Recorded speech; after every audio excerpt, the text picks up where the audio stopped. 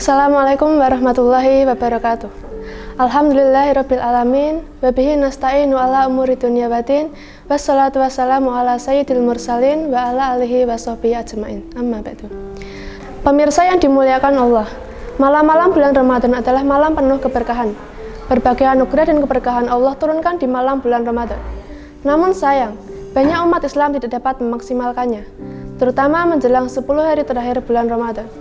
Lihat saja fenomena sebagian umat Islam yang mulai melupakan sholat tarawih di masjid. Jamaah semakin maju, bukan maju karena bertambahnya orang yang sholat berjamaah, tetapi semakin maju shofnya akibat sedikitnya orang yang masih bertahan dalam shof sholat. Bahkan ada yang menyindir bahwa di 10 hari terakhir bulan Ramadan, jamaah di masjid semakin banyak, hingga meluber ke mal-mal. Penyebab fenomena semacam ini tentu karena banyak faktor. Di antaranya adalah kurangnya pemahaman terhadap karakter dan keistimewaan bulan Ramadan. Hal itu terbukti dari banyaknya orang yang berjubel dan berdesak-desakan iktikaf di mal-mal. Mereka lebih senang antri berebut promosi-promosi bonus yang ditawarkan oleh pihak produsen. Padahal saat itu juga, Allah telah memberikan bonus besar-besaran kepada orang yang mau beribadah di bulan Ramadan. Belum lagi tradisi mudik lebaran. Bukannya dilarang, namun apabila tidak berhati-hati, berbagai bonus yang diberikan Allah di bulan Ramadan bisa tercacar habis sepanjang perjalanan mudik kampung.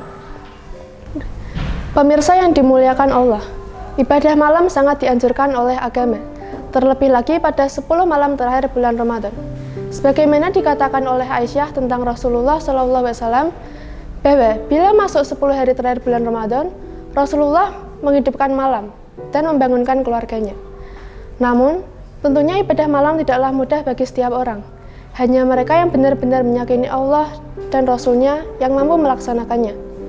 Sebagaimana ditunjukkan oleh akhlak para salafus saleh, Al-Quran berkomentar tentang mereka. Lambung-lambung mereka jauh dari pembaringan, karena mereka berdoa kepada Rabb mereka dalam keadaan takut dan berharap kepadanya. As-Sajdah ayat 16. Dan mereka sedikit sekali tidur di waktu malam, dan memohon ampunan di waktu sahur. Al-Jariyat ayat 17-18. Di samping itu, setan pun tidak akan membiarkan manusia dengan mudah melaksanakan ibadah di malam hari.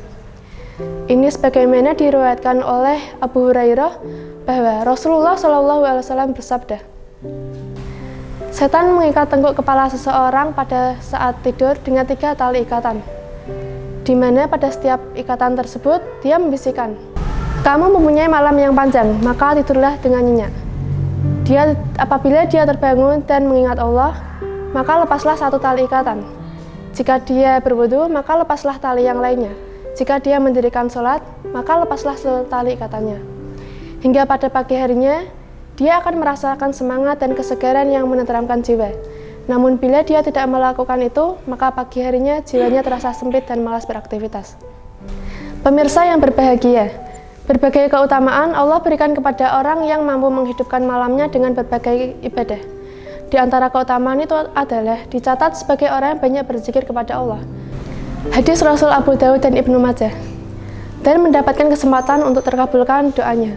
Rasulullah SAW bersabda, sesungguhnya di waktu malam terdapat suatu saat, tidaklah seorang muslim menjumpai saat itu, lalu dia memohon kebaikan kepada Allah, baik kebaikan dunia maupun akhirat, kecuali Allah akan memenangkannya.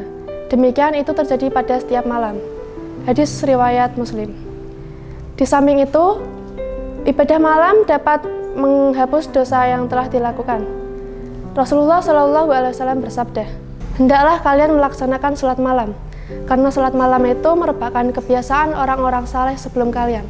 Ibadah yang mendekatkan diri kalian kepada Tuhan kalian, serta penutup kesalahan dan menghapus dosa. Hadis riwayat At-Tirmidzi.